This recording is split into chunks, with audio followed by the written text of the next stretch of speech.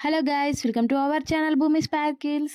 ఈ వీడియోలో మనం ఏం తెలుసుకుందామంటే ఫోర్త్ సెమిస్టర్ రిమైనింగ్ సబ్జెక్ట్ ఉంది కదా, health and well being important question చూద్దాం. ఇది చాలా చాలా ఈజీ సబ్జెక్టు. మన డైలీ లైఫ్లో ఇది కూడా ఒక పార్ట్ కదా, హెల్త్ అండ్ వెల్ బీయింగ్ అనేది. ఇది మనం ఈజీగానే రాయగలుగుతాం. బట్ అందరూ అడుగుతున్నారు మళ్ళీ ఇంపార్టెంట్ క్వశ్చన్స్ అని చెప్పి. అన్ని సబ్జెక్ట్స్కి ఇచ్చి ఈ సబ్జెక్ట్ ఇవ్వకుంటే ఫీల్ అవుతుంది కదా. ఈ సబ్జెక్ట్ కూడా ఇచ్చుకుందాం. బట్ ఎక్స్ప్లెనేషన్ ఏం అవసరం లేదు, అంటే లైట్గా చెప్తాను కానీ మరి బుక్లో ఉన్న హెడ్డింగ్స్తో పాటు ఏం చెప్పట్లేదు అనమాట. ఫస్ట్ మనకు స్టార్టింగ్ బుక్లోనే ఏముంది అంటే ఆరోగ్యమే మహాభాగ్యం. ఏమని చెప్తాం మనం, ఇది కొటేషన్ అనేది యూజ్ చేస్తాం కదా. ఎమర్షన్ అనే సైంటిస్టు చెప్పినారు ఇది. ఫస్ట్ ఆరోగ్యం అంటే ఏంటి, మన శరీరంలో రోగాలు, ఏదైనా నొప్పులు, మానసిక మనకి శారీరక ఏం నొప్పులు లేకుండా మంచిగా మనం ఏ పెయిన్స్ లేకుండా ఉంటే దానిని ఆరోగ్యం అంటాం. ఆరోగ్య విద్య అంటే ప్రజల ఆరోగ్య సంబంధ అలవాట్లలో మంచి మార్పులు. మన ఆరోగ్య సంబంధ అలవాట్లు ఉంటాయి. కొందరికి జంక్ ఫుడ్ తినే అలవాటు ఉంటుంది, కొందరికి బయట తినే ఫుడ్ అలవాటు ఉంటుంది, కొందరికి ప్యాకెడ్ ఫుడ్స్ తినే అలవాటు ఉంటుంది, కొందరికి ఫ్రూట్స్ అలవాటు ఉండదు. ఇట్లా ఆరోగ్యంగా ఉండడానికి ఫ్రూట్స్ తినాలి, ఫ్రూట్స్ కోసం కానీ డ్రై ఫ్రూట్స్ కోసం కానీ విటమిన్స్ ప్రోటీన్స్ ఉన్న ఫుడ్ తీసుకోవడం, ఆయిలీ ఫుడ్స్ నో చెప్పడం. ఇవన్నిటి వైపుకు మరలడమే ఆరోగ్య విద్య అంటారు. ఫస్ట్ క్వశ్చన్ ఏముంది, ఆరోగ్యం అంటే ఏమిటి, ఆరోగ్యం ప్రాముఖ్యత తెలిపి ఆరోగ్య నియంత్రకాలు మరియు ఆరోగ్య పరిమాణాలు తెలుపమన్నారు కదా. ఆరోగ్యం అంటే ఇది. ఆరోగ్యం ప్రాముఖ్యత అంటే మీకు తెలుసు. ఆరోగ్యంగా ఉంటే మంచిగా పనిచేస్తారు, మంచిగా పనిచేస్తే ఉత్పత్తి అనేది పెరుగుతుంది, మనం ఏం బిజినెస్ చేసినా జాబ్ చేసినా కూడా. నెక్స్ట్ శారీరక శక్తి సామర్థ్యం ఉంటుంది, పని ఎక్కువ చేయగలుగుతాం. అండ్ మానసికంగా ప్రశాంతత కూడా ఉంటుంది. మనం శారీరకంగా ఏదైనా ఫీవరో లేదంటే ఏదైనా సంథింగ్ మనము కొంచెం ఫీల్ అవుతూ ఉంటే మానసికంగా కూడా ఆ పెయిన్కి మనం ఏం చేస్తున్నామో తెలియదు, ఎవరితో ఎలా మాట్లాడుతున్నామో తెలియదు, ఆ నొప్పితో వాళ్ళకు నొప్పి చేస్తాం. నెక్స్ట్ ఏంటిదంటే ఆర్థిక పొదుపు. పొదుపు కూడా అవుతుంది, ఎందుకంటే మనం ఒక్క ఫీవర్కి హాస్పిటల్కి వెళ్తేనే 2K 3K బిల్లు కానీ రిటర్న్ కాము.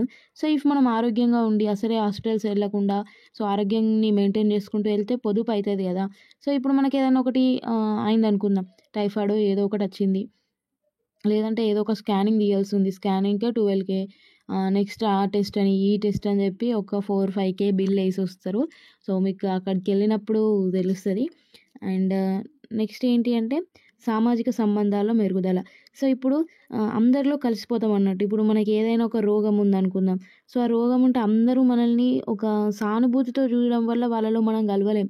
వాళ్ళు మనల్ని అయ్యో అన్నట్టు చూస్తారు, మనతో సరిగ్గా మాట్లాడరు. ఇంకా కొందరైతే వ్యాధి వాళ్ళకి అంటుకుంటుందని చెప్పి కూడా మాట్లాడరు. ఇట్లా ఉంటుంది. ఆరోగ్యంగా ఉంటే మనం ఉత్పత్తి పెరుగుతుంది, అందరిలో యాక్టివ్గా ఉంటాం, యాక్టివ్గా మాట్లాడగలుగుతాం అనమాట. నెక్స్ట్ ఇవన్నీ మీరు రాయగలుగుతారు.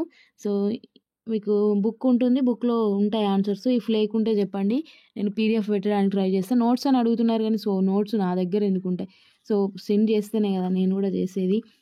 ఫస్ట్ ఏంటి అంటే నెక్స్ట్ ఆరోగ్య నియంత్రకాలు. ఆరోగ్య నియంత్రకాలు అంటే ఆరోగ్యాన్ని వేటి వల్ల ప్రభావితం అవుతాయో అవే ఆరోగ్య నియంత్రకాలు. ఇప్పుడు జన్యుపరంగా కొందరు పేరెంట్స్ ఫస్టే రోగాలుగా ఉన్నవాళ్ళు, లేదంటే లంగ్స్కి సంబంధించిన వ్యాధులు ఉన్నవాళ్ళు ఉంటారు. వాళ్ళకు జన్యుపరంగా వాళ్ళ పిల్లలకు కూడా లంగ్స్ వ్యాధులు రావచ్చు. అలా అన్నమాట. నెక్స్ట్ ఆరోగ్యానికి ప్రభావితం చేస్తుంది, ఖరాబ్ అవ్వడానికైనా మంచిగా ఉండడానికైనా ప్రభావితం చేసే ఆరోగ్య నియంత్రకాలు. ఆరోగ్య పరిమాణాలు అంటే ఇవి శారీరక ఆరోగ్యం, మానసిక ఆరోగ్యం, భావోద్వేగ, సామాజిక, ఆధ్యాత్మిక. ఈ వర్డ్స్ మనం ఫస్ట్ సెమ్ నుండి వింటా ఉన్నాము. నెక్స్ట్ పిల్లల ఆరోగ్య అవసరాలు. పిల్లలకు ఎలాంటి ఆరోగ్య అవసరాలు ఉంటాయి అని చెప్పి. మెయిన్గా మనకు ఈ 3 యూనిట్స్లలో ఫస్ట్ యూనిట్లోనే ఎక్కువ సిలబస్ ఉంది, అందులోంచి ఎక్కువ క్వశ్చన్స్ రావడానికి, అంటే అందులోంచి మనం రాయలేకపోవడానికి ఛాన్సెస్ ఉంటాయి. మనకి సెకండ్ దానికి థర్డ్ దానికి పిల్లల ఆరోగ్య అవసరాలు, నెక్స్ట్ శారీరక వికలాంగత గల పిల్లల అవసరాలు. కొంచెం హెడ్డింగ్స్ అనేవి సేమ్గా కూడా మనం పెట్టవచ్చు అనమాట. ఎంతైనా మనకు అక్కడికి పోయినాక ఏ క్వశ్చన్కి ఏ హెడ్డింగ్స్ కొంచెం గుర్తురావు, దానికి దీనికి జంగిల్ అయిపోతుంటాయి. ఫస్ట్ పిల్లల ఆరోగ్య అవసరాలు ఏంటంటే శారీరకంగా మంచి ఫుడ్ ఇవ్వాలి, మానసికంగా భావోద్వేగంగా కూడా వాళ్ళకి ప్రేమలు ఆప్యాయతలు ఇస్తూ ఉండాలి. బుద్ధి సంబంధిత అంటే మంచి మంచి కోచింగ్స్ ఇప్పించడం కానీ, ఫాస్ట్ ట్రైనింగ్స్, అబాకస్ ఇలాంటివి ఇప్పించడం చేయాలి. నెక్స్ట్ సామాజిక అవసరాలు. అన్నిట్లలో ఇందులో మెయిన్‌గా నేను చూసిందేందంటే, శారీరక, మానసిక, సామాజిక, ఆధ్యాత్మిక. సో, ఈ 3 వర్డ్స్, 4 వర్డ్స్ తోటి ఎక్కువ హెడ్డింగ్స్ అనేటివున్నాయి. సో, మీరు గూడా గమనించండి. సో, నెక్స్ట్ సామాజిక అంటే అందరితో కలవడానికి, మంచిగా మాట్లాడడానికి వీళ్ళకి ట్రైనింగ్ ఇవ్వడం, ఇది జేయడం. నెక్స్ట్ ప్రత్యేక పిల్లల అవసరాలు, శారీరక వికలాంగత. సో, శారీరక వికలాంగతనిచ్చిన, ప్రత్యేక అవసరాలు గల వాళ్ళకనిచ్చిన, సో, మీరు సేమ్ హెడ్డింగ్స్ రాయొచ్చు. సో, కొంచెం దగ్గరగానే సేమే ఉంటుంది గదా! సో, నెక్స్ట్ ఇందులో ఏమున్నాయంటే వయస్సు దాటుతున్న వారి ఆరోగ్యాలు. సో, ఇవన్నీ సిలబస్‌లో ఉన్నాయి గానీ అవన్నీ నో నీడ్. సో, ఫస్ట్ వికలాంగ పిల్లల ఆరోగ్య అవసరాలు చూద్దాం. సో, వికలాంగ పిల్లలు అంటే మీకు తెలుసు ఏదైనా ఒకటి అంగవైకల్యం గల వాళ్ళు అని చెప్పి ఇంక్లూసివ్ ఎడ్యుకేషన్‌లో చూషిర్రు. సో, అందరి పిల్లల కంటే విభిన్నతంగా, సో, శారీరకంగా విభిన్నత గానీ, మానసికంగా విభిన్నత గానీ ఉన్న వాళ్ళని మనము వికలాంగ పిల్లలు, ప్రత్యేక అవసరాల గల పిల్లలు అని చెప్తాము. సో, వికలాంగత ఎన్ని రకాలుంటుంది?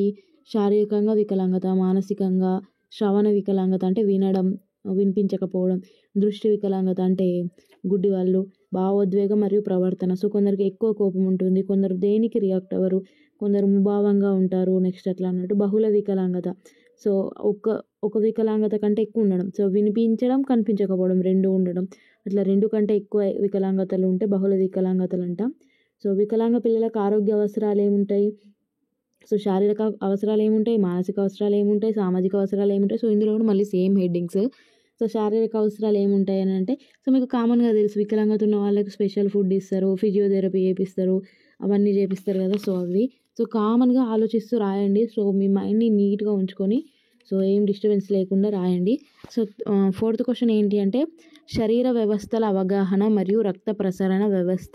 సో, ఫస్ట్ శరీర వ్యవస్థల అవగాహన అనేది చూద్దాం. సో, ఇక్కడ ఏముంది అంటే శరీర వ్యవస్థల అవగాహన మరియు రక్త ప్రసరణ వ్యవస్థ అని ఇచ్చారు కదా! సో, శరీర వ్యవస్థలో మనకు మెయిన్‌గా ఎన్ని ఉంటాయంటే శ్వాస వ్యవస్థ, రక్త ప్రసరణ వ్యవస్థ, జీర్ణ వ్యవస్థ, ఇంకా విసర్జన వ్యవస్థ, శరీర హార్మోన్ల వ్యవస్థ, తాత్రిక వ్యవస్థ, ప్రసవ వ్యవస్థ, అస్థి మరియు కండరాల వ్యవస్థ, మరుగుజ్జు వ్యవస్థ అని 9 ఉంటాయి. సో, ఈ 9 ఏదన్నా ఒకటి అడగొచ్చు అన్నట్టు. నేనిక్కడ ఏమిచ్చానంటే రక్త ప్రసరణ వ్యవస్థ అని ఇచ్చిన. సో, ఇక్కడ మీరు చిన్నగా ఫస్ట్ డెఫినిషన్ అయితే తెలుసుకోండి. శరీర వ్యవస్థల అవగాహన అన్న 9 సో, ఏది అంటే ఏది అని చెప్పి, వాట్ ఈజ్ వాట్ అని చెప్పి తెలుసుకోండి. సో, ఒకవేళ మీకు మెయిన్‌గా లాంగ్ క్వెషన్‌కి ఇచ్చినా కూడా మీరు ఎలాగో రక్త ప్రసరణ వ్యవస్థకు హెడ్డింగ్స్ తెలుసుకొని ఉంటారు. సో, దీని హెడ్డింగ్సే వాటికి కూడా పెట్టొచ్చు.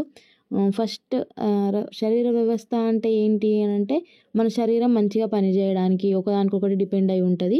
సో, ఇందులో శ్వాస వ్యవస్థ అంటే శ్వాస తీసుకోవడం, ఆక్సిజన్ తీసుకోవడం, కార్బన్ డయాక్సైడ్‌ని బయటకు వదిలేయడం. నెక్స్ట్ శ్వాస తీసుకున్న తర్వాత ఆ గాలి ఎక్కడికెళ్తుంది? రక్తంలోకి కదా వెళ్ళేది. సో, రక్త ప్రసరణ వ్యవస్థ నెక్స్ట్ సెకండ్ హెడ్డింగు. రక్త ప్రసరణ వ్యవస్థ తర్వాత రక్త ప్రసరణ వ్యవస్థ దేంట్లోకి పోతది? రక్తంలోనికి గదా!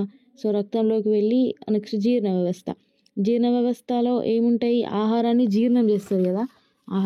జీర్ణం చేస్తది. విసర్జన వ్యవస్థ అంటే ఏదైతే మనకి ఫుడ్ ఉంటుందో బయటకొచ్చేయడం. సో, డైజెషన్ అయిన ఫుడ్ బయటకొచ్చేయడం. నెక్స్ట్ శరీర హార్మోన్ల వ్యవస్థ. సో, ఇది కామన్‌గా ఇప్పుడు చూస్తూ ఉన్నాం. సో, ఆడవాళ్ళకి హార్మోన్లు సరిగ్గా లేకపోవడం, ఈ పిట్యూటరీ గ్రంథి, థైరాయిడ్, అడ్రినల్ గ్రంథి, పీసీఓడీ, పీసీఓఎస్ సంథింగ్ అవన్నీ. నెక్స్ట్ తాంత్రిక వ్యవస్థ అంటే నెర్వస్ సిస్టమ్. సో, మెదడు పనిచేయడం, మెదడుకు అటాచ్డ్‌గా ఉన్న నరాలు మంచిగా పనిచేయడం. నెక్స్ట్ ప్రసవ వ్యవస్థ అంటే రిప్రొడక్టివ్ సిస్టమ్. కండరాల వ్యవస్థ, ఎముకలు, కండరాలు మంచిగా పనిచేయడం. సో, ఇందులో నెక్స్ట్ క్వెషన్ ఏముంది? సో, కండరాలకు కలిగే సమస్యలు యాక్సిడెంట్స్ వల్ల గానీ అది కూడా ఒకటి ఇచ్చిన నేను. నెక్స్ట్ ఏముంది? ఇవి 9 ఇప్పుడు మీకు ఇక్కడ 9 హెడ్డింగ్స్ కనిపిస్తున్నాయి కదా! ఇవి వాట్ ఈజ్ వాట్ అని మాత్రం చూసుకోండి. సో, లాంగ్ క్వెషన్‌కి వచ్చినా కూడా మీకు రాయొస్తదనమాట. నెక్స్ట్ ఫిఫ్త్‌ది ఏంటంటే ఇమ్యూనైజేషన్. సో, వ్యాధి నిరోధక శక్తి. అంటే వ్యాధి రాకముందే మనం ఏదైతే మన బాడీలో ఉంటుందో ఆ వ్యాధిని ఎదుర్కొనడానికి, సో, దానిని మనం వ్యాధి నిరోధక శక్తి అంటాం. సో, మనము ఏమంటారు న్యాచురల్‌గా కాకుండా, సో, మనం కూడా వ్యాధి రాకముందే టీకాలు గానీ, మందులు గానీ, ఇవన్నీ యేసుకుంటూ ఉంటాం. సో, వాటి గురించి ఇందులో రాయాల్సి ఉంటది. నెక్స్ట్ ప్రథమ చికిత్స. సో, ఫస్ట్ ఎయిడ్ బాక్స్‌లో ఏమేమి ఉంటాయి? వాటిని ఎలా యూజ్ జేయాలి? సో, లైక్ ఇప్పుడు మనకు ఎవరికైనా హార్ట్ అటాక్ వచ్చినప్పుడు ఇక్కడ చెస్ట్‌ల పైన ఒత్తడం గానీ, గుద్దడం గానీ చేస్తాం గదా! సో, అది ప్రథమ చికిత్స. లేదంటే పిల్లలకి. సో, పిల్లలకి ఎలా యూజ్ అవుతుంది అని అడగవచ్చు. సో, పిల్లలకి ఎలా యూజ్ అవుతుందంటే ఏదైనా చిన్న చిన్న దెబ్బలు తాకినప్పుడు అక్కడ నీట్ చేసి డెటాల్‌తో నీట్ చేసి చేయడం అదంతా రాయాలి. నెక్స్ట్ సెవెంత్ ఏంటి అంటే nutrition meaning and important types of nutrition. So, nutrition అంటే ఏంటి అని జెప్పి.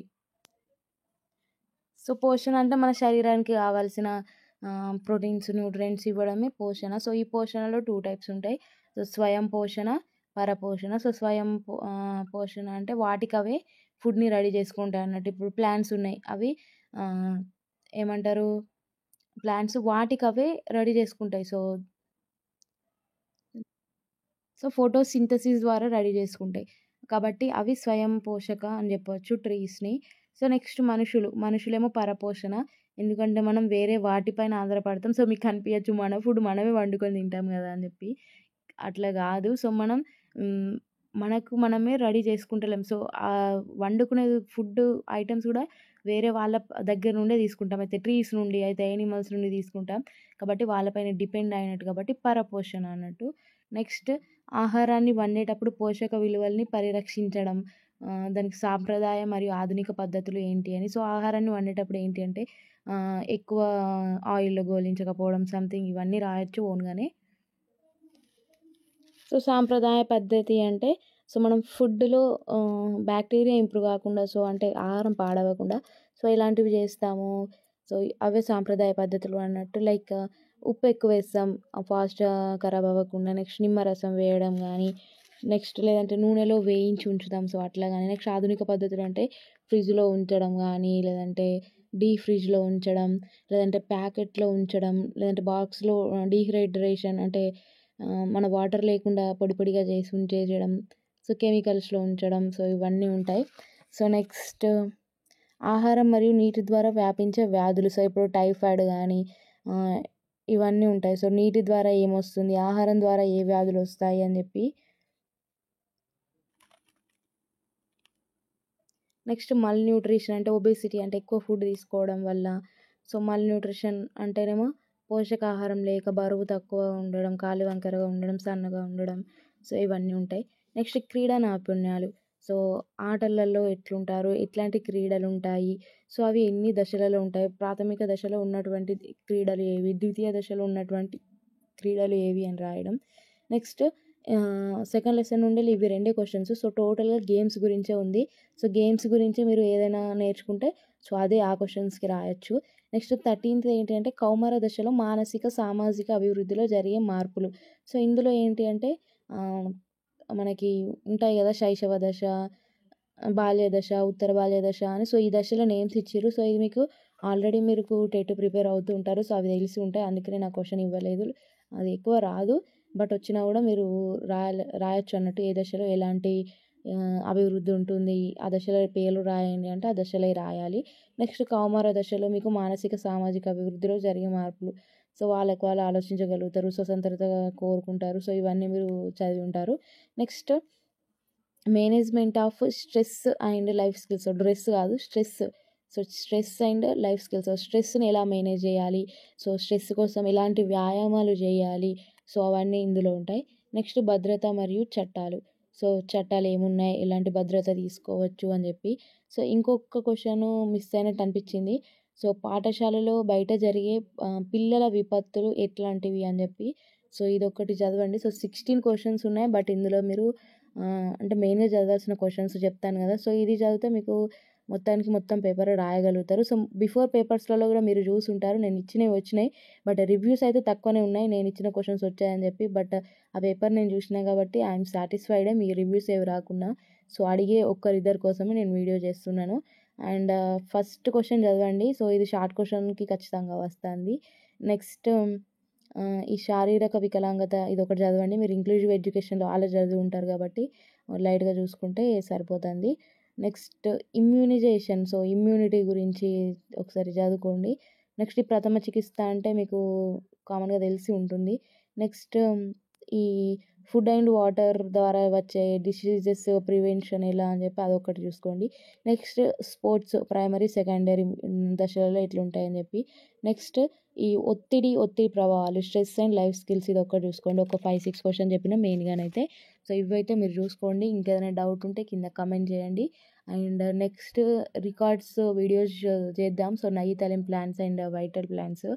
So thank you for watching.